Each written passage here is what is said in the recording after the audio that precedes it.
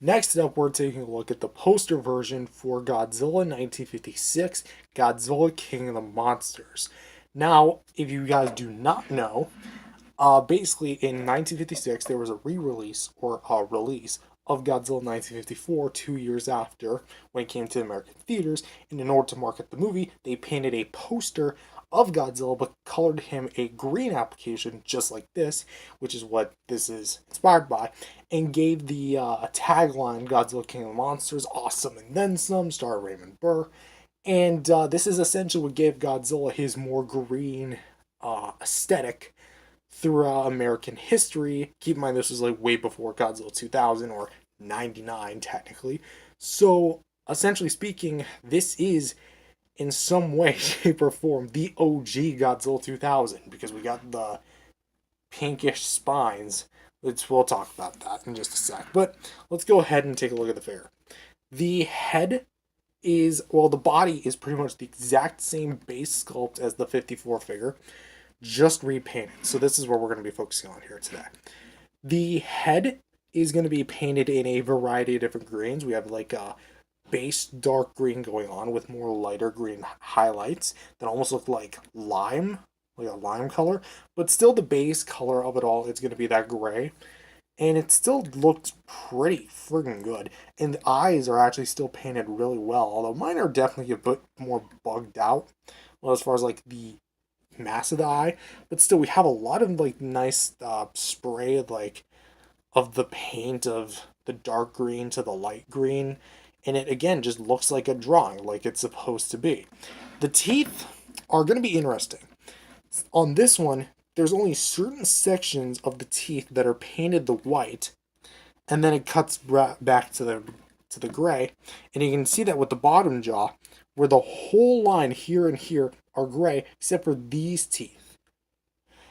I don't know why they did that, honestly, because it kind of almost looks like it's unfinished. Like, I get it's because, like, it's going to only be shown from one side, and he's going to have the, spoiler alert, the beam in the mouth. But the beam doesn't really cover, like, anything aside from, like, maybe a few of the teeth, but still, we got these teeth, and kind of looks weird. So maybe that there's one thing I have to fault the figure on. It's that. Also, come on, paint the tongue, man. Whatever. But we do have some nice pinkish, kind of like ruby red spines that go from here and go to here, which they're actually kind of painted really well.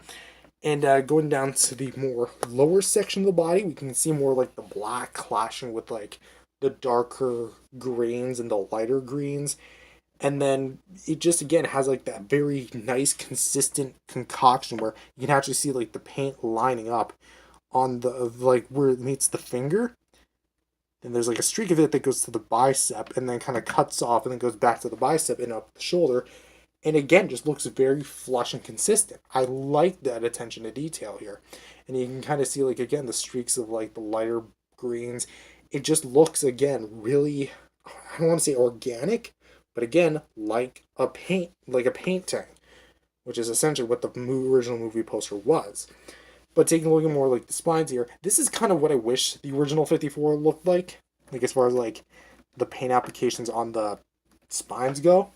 So we do have a bit more like the black returning, but we do have like the ruby red and what spines. But something I like is it goes from a dark red to a light pink. So it's like a gradient. I really like that. It's really nice to the eyes. And of course we have like more like the black kind of going up on the front of the chest. Not too much of the green on the front. But we do have like one that's almost like shaped out like an M. Then we have like the sides of the knees, almost looking like the Imperial, except this was like way before the Imperial, the poster at least. Then we have like a streak on the sides of the feet to kind of go downward, and then we have like kind of like a mixture of the greens on the nails, and then some highlights, of course, with the base gray. And then here we have again more like thicker paint going down to the kneecap where it just goes back to jet black.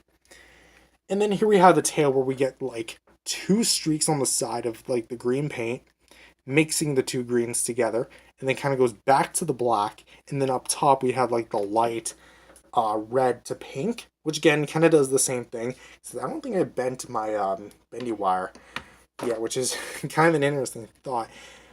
But something of note is that actually, at least the light green, I don't know if like the dark green does it, is that it's actually a black light. Well, kind of does. It's not intended to be a black light, but you can definitely see like the amount of paint that this thing put into. It's just eye candy, and like this is why this Godzilla has such a good reputation in my eyes. Because even after like all these years, 5 turning 6 years, wow, time flies by fast, doesn't it? It really just goes to show that this Godzilla again just really stands the test of time from like a color standpoint. But going back to the articulation here, we have a hinged jaw. Although something of note is that mine actually has a bit of an underbite, so the jaw is actually a bit extended outward. So it doesn't really look the best, but I'm not going to be having it open anyway, so whatever.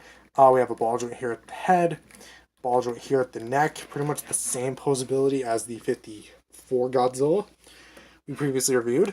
The ball joints here at the shoulders, so you can swivel those there like that. Hinged elbows, ball jointed wrists, hinged fingers, which if I remember correctly, yeah, those ones are still stuck. I think they're stuck with paint.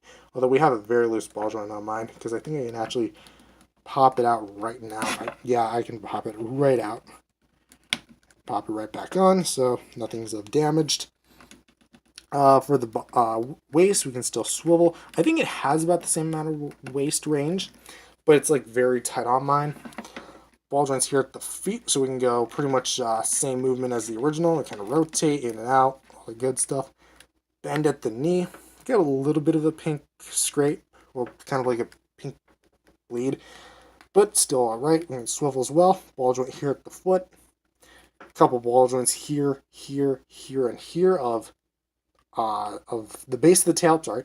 And of course from here to here, bendy wire of the tip of the tail. So that's it for articulation.